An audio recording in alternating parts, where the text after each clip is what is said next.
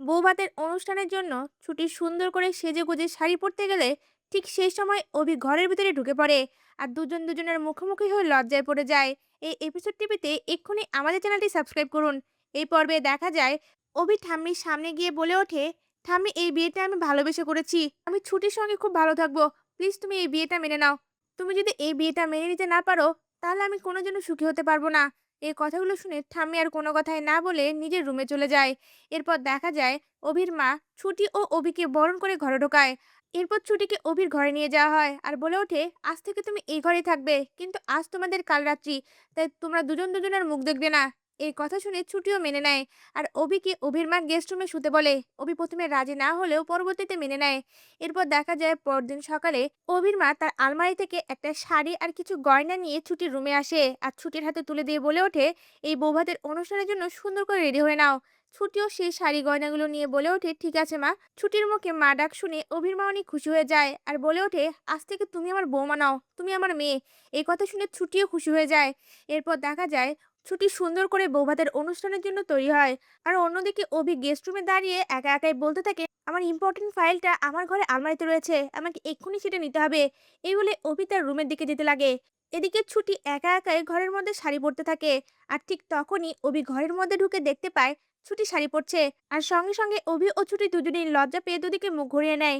অভি বারবার বলতে থাকে, সরি সরি সরি, আমি ভুলে গিয়েছিলাম তুমি এই রুমে আছো, আমার একটা ইম্পর্টেন্ট ফাইল এই রুমে আছে, ফাইলটা নিয়ে আমি এক্ষুনি বেরিয়ে যাব। তখনই ছুটি তার শাড়িটা পরে ফেলে আর বলে ওঠে, সমস্যা নেই, এখন তাকাতে পারবেন। অভিও সঙ্গে সঙ্গে ছুটির দিকে তাকায়। ছুটি সুন্দর করে তৈরি হয়েছে এটা দেখে অভি অপলক দৃষ্টিতে ছুটির দিকে তাকিয়ে থাকে আর মনে মনে বলতে থাকে, এই মেয়েটাকে এতটা সুন্দর লাগছে কেন? আমি কি তাহলে ছুটির প্রতি দুর্বল হয়ে পড়ছি? না না, আমি শুধু পরীকেই ভালোবাসি। এ বলে চোখটা নামিয়ে নেয়। তা ভিউয়ার্স, অভি যদি জানতে পেরে যায় এই ছুটি হচ্ছে তার আসল পরী, আপনাদের দেখতে কেমন লাগবে? আপনাদের মূল্যবান মতামত আমাদের কমেন্টে জানান। ধন্যবাদ। রোমাঞ্চকর নতুন পর্ব। ফুলসজ্জার ঘরে ভয় পেয়ে ছুটি অভিকে জড়িয়ে ধরে। এই এপিসোডটি পেতে এক্ষুনি আমাদের চ্যানেলটি সাবস্ক্রাইব করুন। এই পর্বে দেখা যায় অভি ছুটিকে বিয়ে করে রায়বাড়িতে এলে কেউ অভির বিয়েটা মেনে নিতে চায় না। অভি তখন বাড়ির সকলের সামনেই বলে ওঠে, আমি ছুটিকে ভালোবাসি, আর হ্যাঁ, পরীর সঙ্গে হয়তো বা আমার বিয়ে ঠিক ছিল, কিন্তু আমি তো ভালোবাসি ছুটিকে, তাই আমি ছুটিকে বিয়ে করেছি। এই কথা শুনে হিরণময় রেগে গিয়ে সঙ্গে সঙ্গে ঝুমকির হাত ধরে টেনে রায়বাড়ি থেকে বেরিয়ে যায়। এদিকে অভির ঠাম্মি ও অভির বাবা অভিকে নানান কথা শোনাতে লাগলে অভির মা এসে তাদের সামনে দাঁড়ায় আর বলে ওঠে, মা, আপনি এমন করে অভিকে বলবেন না, অভি একজনকে ভালোবাসে, আর ভালোবেসে যখন এই মেয়েকে বিয়ে করে এই বাড়িতে এনেছে তখন আমাদেরকে এই বিয়েটা মেনে নেওয়া উচিত। কথাটা শুনে অভির ঠাম্মিও কোনো কথা না বলে তার রুমে চলে যায়। এরপর দেখা যায় সকল নিয়মকানুন পালন করে বরণ করে অভি ও ছুটিকে বাড়িতে ঢুকানো হয়। আর ছুটি ও অভিকে বলে দেওয়া হয় আজ তাদের কালরাত্রি, তারা যেন আজ রাতে একে অপরের মুখ না দেখে। তখন ছুটিও সেটা মেনে নেয়। এরপর দেখা যায় পরদিন সকালে ছুটি সুন্দর করে শাড়ি পরে নিচে নেমে আসে আর ছুটি ও অভির ভাত কাপড়ের আয়োজন হয়। সেখানে অভি ছুটির হাতে ভাত কাপড়ের থালা তুলে দিয়ে বলে ওঠে, আজ থেকে আমি তোমার ভাত কাপড় ও সকল সুখ দুঃখের দায়িত্ব নিলাম। ভাত কাপড়ের আয়োজন শেষে পার্লার থেকে ছুটিকে সাজানোর জন্য বাড়িতে লোক আসে আর ছুটিকে সুন্দর করে সাজিয়ে দেয়।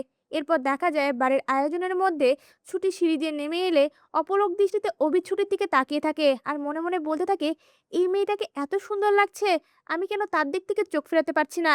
এই কথাগুলো ভেবে তাকিয়ে থাকে। এরপর দেখা যায় বাড়িতে রিসেপশনের আয়োজন শেষ হলে রাতে অভি ছুটিকে নিয়ে রুমে আসে আর ছুটিকে বলে ওঠে, এটা আমার রুম, এই রুমে আমাদেরকে থাকতে হবে যাতে কেউ বুঝতে না পারে আমরা একে অপরের থেকে দূরত্ব মেনটেন করছি। তুমি আজ থেকে এই খাটে শুবে আর আমি এই সোফায় শুবো। এই কথা শুনে সঙ্গে সঙ্গে ছুটি বলে ওঠে, না না অফিসার, আপনি আপনার বিছানায় শোন, আপনি সবসময় এই বিছানায় শুয়েছেন, আপনার হয়তো বা ওখানে শুলে ঘুমো আসবে না, আপনি না হয় এই বিছানায় শোন, আমি সোফায় শুবো। এই কথা শুনে অভি রাজি না হলেও ছুটির বাহানার কাছে অভি আর কোনো কথা বলতে পারে না। এরপর রাতে অভি ও ছুটি যে যার জায়গায় শুয়ে পড়লে রাতে হঠাৎ করে ছুটির জানালা দিয়ে কিছু একটা দেখতে পেয়ে ভয় পেয়ে যায় আর সঙ্গে সঙ্গে ছুটে এসে অভিকে জড়িয়ে ধরে আর চিৎকার করে বলতে থাকি, জানালায় কিছু একটা আছে। তখন বারবার অভিও সেদিকে তাকিয়ে দেখতে থাকে, কিন্তু কিছু দেখতে না পেয়ে বলে ওঠে, কোথায়, কি দেখছেন আপনি? নাকি শুধু শুধু বাহানা করে আমাকে জড়িয়ে ধরলেন? নিজেই আমাকে আপনার থেকে দূরে থাকতে বলেছেন আর এখন আপনি নিজেই আমার কাছে আসছেন। এই কথা শুনে সঙ্গে সঙ্গেই ছুটি অভিকে ছেড়ে দেয়। তা ভিউয়ার্স, অভি ও ছুটির এমন খুনসুটি আপনাদের কেমন লাগছে? আপনাদের মতামত আমাদের কমেন্টে জানান। ধন্যবাদ। ঘরের মধ্যে অভি ছুটিকে বলে ওঠে, এটা আমার ঘর, আজ থেকে তুমি এই বিছানায় শুবে। কথাটা শুনে ছুটি অবাক হয়ে যায়। এই এপিসোডটি পেতে এক্ষুনি আমাদের চ্যানেলটি সাবস্ক্রাইব করুন। এই পর্বে দেখা যায় অভি বাড়ির সকলের সামনেই বলে ওঠে, আমি ছুটিকে ভালোবেসে বিয়ে করেছি, আমরা একে অপরকে খুব ভালোবাসি। অভির মুখে এই কথা শুনে ঠাম্মি খুব কষ্ট পায়, কিন্তু অভির মা খুশি হয়ে ছুটিকে বরণ করে ঘরে ঢুকায়। এরপর দেখা যায় অভি ছুটিকে নিয়ে তার ঘরে যায় আর ছুটিকে তার বিছানা দেখিয়ে বলে ওঠে, এটা আমার ঘর, তুমি আজ থেকে এই বিছানায় শুবে। সঙ্গে সঙ্গে ছুটি বলে ওঠে, না না স্যার, এটা আপনার ঘর, আপনি বিছানায় শোন, আমি নিচে বিছানা করে শুয়ে পড়বো। কথা শুনে সঙ্গে সঙ্গে অভি ধমক দিয়ে ছুটিকে বলে ওঠে, একদম চুপ, আমি যেটা বলছি সেটা করবে। এই কথা শুনে ছুটিও চুপ হয়ে যায়। এরপর দেখা যায় অভি তার আলমারি থেকে চাদর বের করে নিচে বিছানা করে। তখন ছুটি আবারও অভিকে বলে ওঠে, অভি স্যার, আপনার কিন্তু নিচে শোয়ার অভ্যাস নেই, আমার কিন্তু আছে, আপনি কিন্তু উপরে শুতে পারেন। আর তাছাড়া আপনার বিছানাটা অনেক বড় আছে, আপনি চাইলে অর্ধেকটাই শুতে পারেন আর আমি বাকি অর্ধেকটাই শুবো। এই কথা শুনে অভি বলে ওঠে, তোমাকে না বলেছি চুপ থাকতে, আর কোনো কথা বলবে না, শুয়ে পড়ো। এই কথা শুনে ছুটি মনে মনে বলতে থাকে, ঠিকই যখন নিচে শুতে পারবে না, সুরসুর করে উপরে উঠে আসবে। এই বলেই মুচকি হেসে ছুটি শুয়ে পড়ে। এদিকে অভি নিচে বিছানা করে অনেকক্ষণ ধরে সেখানে ঘুমানোর চেষ্টা করে, কিন্তু কোনোভাবেই তার ঘুম আসে না। এপাশ ওপাশ করতে করতে এক পর্যায়ে অভি বিরক্ত হয়ে উঠে বসে একা একাই আস্তে আস্তে বলতে থাকে, এটা মনে হয় ভুলই করলাম, আমার মনে হয় প্রথমেই বিছানায় যে শোয়া উচিত ছিল, কখনো তো নিচে শুইনি। এই কথাগুলো বলার সময় ছুটি কিছুটা শুনতে পায় আর সঙ্গে সঙ্গেই বলে ওঠে, আমি কিন্তু প্রথমেই বলেছিলাম বিছানাটা অনেক বড়, এখানে কিন্তু আপনি শুলে শুতে পারেন। এই কথা শুনে অভি আর কোনো কথার উত্তর না দিয়ে সঙ্গে সঙ্গেই তার বালিশটা নিয়ে সেই বিছানায় যেয়ে শয়। তা ভিউয়ার্স, অভি ও ছুটির এমন খুনসুটি দেখতে আপনাদের কেমন লাগছে? আপনাদের মূল্যবান মতামত আমাদের কমেন্টে জানান। ধন্যবাদ। ছুটি অভির মায়ের দেওয়া শাড়ি ও গয়না পরে সুন্দর করে সেজে বৌভাতের অনুষ্ঠানে সিঁড়ি দিয়ে নেমে এলে বাড়ির সবাই ছুটিকে দেখে তার দিকে অপলক দৃষ্টিতে তাকিয়ে থাকে। এই ফুল এপিসোডটি পেতে এক্ষুনি চ্যানেলটি সাবস্ক্রাইব করুন।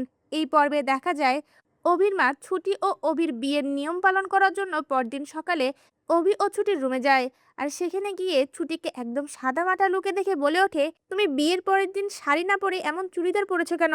ছুটিও তখন বলে ওঠে, আসলে আমার তো তেমন শাড়ি নেই, আর আমি এই জামাগুলোই নিয়ে এসেছিলাম, তাই এটাই পরেছি।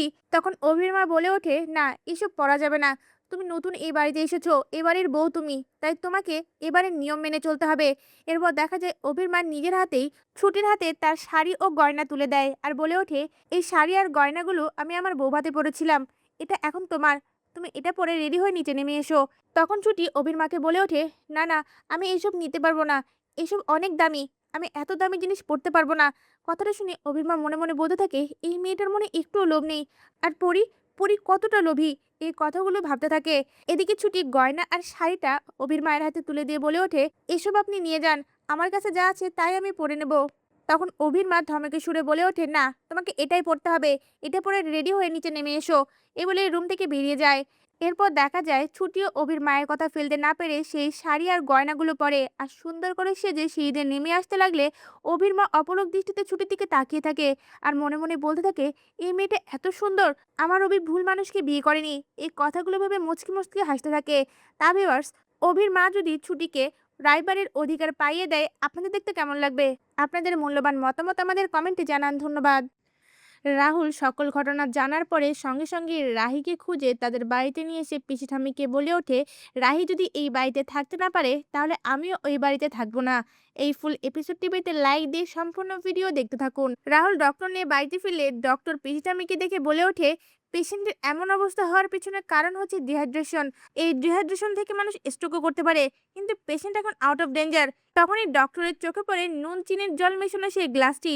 সঙ্গে সঙ্গে ডক্টর সেটার দিকে তাকিয়ে বলে ওঠে, নিশ্চয়ই আপনারা পেশেন্টকে এটা খাইয়েছিলেন, এটা খাওয়ার কারণেই কিন্তু পেশেন্ট দ্রুত সুস্থ হয়ে উঠেছে। এই কাজটা কে করেছে তাকে তো আপনাদের স্পেশালি ধন্যবাদ দেওয়া দরকার, কারণ এই নুন চিনির জল আজ অনেক বড় বিপদ থেকে আপনাদের বাঁচিয়েছে। পিসি ঠাম্মি সুস্থ হয়ে ওঠার পেছনে কিন্তু এই নুন চিনির জলই রয়েছে। এই কাজটা যে করেছে তাকে নিয়ে আসুন, আমি তাকে স্পেশালি ধন্যবাদ জানাতে চাই। তখনই রাহুলের বাবা রাজীব চৌধুরী মন খারাপ করে বলে ওঠে, এটা আমার রাহি বোমা করেছে, কিন্তু পিসি ঠাম্মি তাকে ভুল বুঝে বাড়ি থেকে বের করে দিয়েছে। এই কথা শুনে রাহুল চমকে ওঠে আর তার বাবার কাছে জোর করে সকল ঘটনা শুনতে চায়। তখন রাজীব চৌধুরীও সকল ঘটনা রাহুলকে বলে দিলে রাহুল খুব কষ্টমাখা কণ্ঠে পিসি ঠাম্মির সামনে গিয়ে দাঁড়িয়ে বলে ওঠে, পিসি ঠাম্মি, তুমি এটা ঠিক করেনি, রাহি যদি এই বাড়িতে থাকতে না পারে আমিও বাড়িতে থাকবো না। এই বলে রাগ করে বাড়ি থেকে বেরোতে যাবে, তখন এই পিসি ঠাম্মি পেছন থেকে রাহুলকে ডাক দিয়ে বলে ওঠে, দাদু ভাই যা, তুই এই বাড়ির লক্ষ্মীকে ফিরিয়ে আন, আমি আমার ভুলটা বুঝতে পেরেছি। সে আমার জীবন বাঁচানোর জন্যই সবটা করেছে। আর নিজের ঘাড়ে দোষটা নিয়েও বাড়ি থেকে বেরিয়ে গেছে। একটা কথাও বলেনি। আমি আমার ভুলটা বুঝতে পেরেছি। তুই ওই মেয়েটাকে বাড়িতে ফিরিয়ে আন। এই কথা শুনে সঙ্গে সঙ্গে রাহুল তার বাইক নিয়ে রাহিকে খোঁজার জন্য বেরিয়ে পড়ে। এদিকে রাহি মন্দিরের পাশে বসে অঝরে কান্না করে বলতে থাকে, ঠাকুর, আমি এখন কোথায় যাব? আমি যদি বাড়ি ফিরে যাই, তারা আমার কাছে সকল ঘটনা শুনে আমার শ্বশুর বাড়িকে ভুল বুঝবে, তাদের অসম্মান হবে। এটা আমি করতে পারবো না। আমি এই মন্দিরেই থাকবো। অন্যদিকে দেখা যায় রাহুল রাস্তায় রাস্তায় রাহির ছবি দেখিয়ে বারবার রাহির খোঁজ করতে থাকে, কিন্তু কেউ রাহির খোঁজ দিতে পারে না। রাহুল কোথাও রাহিকে খুঁজে না পেয়ে হঠাৎ করে দূরে দাঁড়িয়ে মন্দির দেখতে পায়। তখন রাহুলও মন্দিরে গিয়ে ঠাকুরের কাছে প্রার্থনা করে বলতে থাকে, প্লিজ ঠাকুর, তুমি রাহিকে আমার কাছে ফিরিয়ে দাও। সেই সময়ই রাহুল পিছনে ঘুরতে রাহিকে দেখতে পায়, আর সঙ্গে সঙ্গে সেই মন্দিরের মধ্যেই রাহিকে জড়িয়ে ধরে রাহুল। তা ভিউয়ার্স, এমনটাই যদি নতুন পর্বে হয়, আপনাদের দেখতে কেমন লাগবে? আপনাদের মতামত আমাদের কমেন্টে জানান। ধন্যবাদ। ছুটি থানায় ছুটে এসে তার বাবা দেবদত্তের হাত ধরে খুশি হয়ে বলে ওঠে, বাবা, তোমাকে নির্দোষ প্রমাণ করার জন্য একটা রাস্তা পেয়ে গেছি। এই এপিসোডটি দেখতে এক্ষুনি আমাদের চ্যানেলটি সাবস্ক্রাইব করুন। এই পর্বে দেখা যায় ছুটি ঘরের মধ্যে অভিকে বলতে থাকে, কাল তো বাবার হিয়ারিং, আপনি কেসটা লড়বেন তো? সঙ্গে সঙ্গেই অভি ছুটির দিকে রেগে তাকায় আর বলে ওঠে, একবার না আমি তোমাকে কথা দিয়েছি, বারবার কেন একই প্রশ্ন করছো? আমি যে কথা দিয়েছি ঠিক সে কথা আমি রাখবো। আর তাছাড়াও আমার হাতে এমন একটা প্রমাণ এসেছে, আমার মনে হয় এই প্রমাণ দিয়ে তোমার বাবাকে আমি নির্দোষ প্রমাণ করতে পারবো। কথাটা শুনে ছুটি অনেক খুশি হয়ে যায় আর বলে ওঠে, উকিল স্যার, প্লিজ বলুন না আমাকে কি প্রমাণ? অভির সঙ্গে সঙ্গে ছুটিকে ধমক দিয়ে বলে ওঠে, মোটেও না, এমনটা আমি মোটেও করবো না। তোমাকে এই কথাটা বলবো আর এটা তোমার কাছ থেকে অন্য জায়গায় ছড়াবে, এটা সম্ভব না। জেনে রাখো, একটা বড়সড় প্রমাণ। কথাটা শুনে ছুটি অনেক খুশি হয়ে যায় আর অভির কাছে রিকোয়েস্ট করে বলে ওঠে, উকিল স্যার, আমি একবার থানায় বাবার সঙ্গে দেখা করতে যেতে চাই, আমাকে নিয়ে যাবেন? কথাটা শুনে অভি বলে ওঠে, ঠিক আছে, রেডি হয়ে নাও, আমি এখন অফিসে যাব, যাওয়ার পথে তোমাকে নামিয়ে দিয়ে যাব। কথাটা শুনে ছুটি খুশি হয়ে সঙ্গে সঙ্গে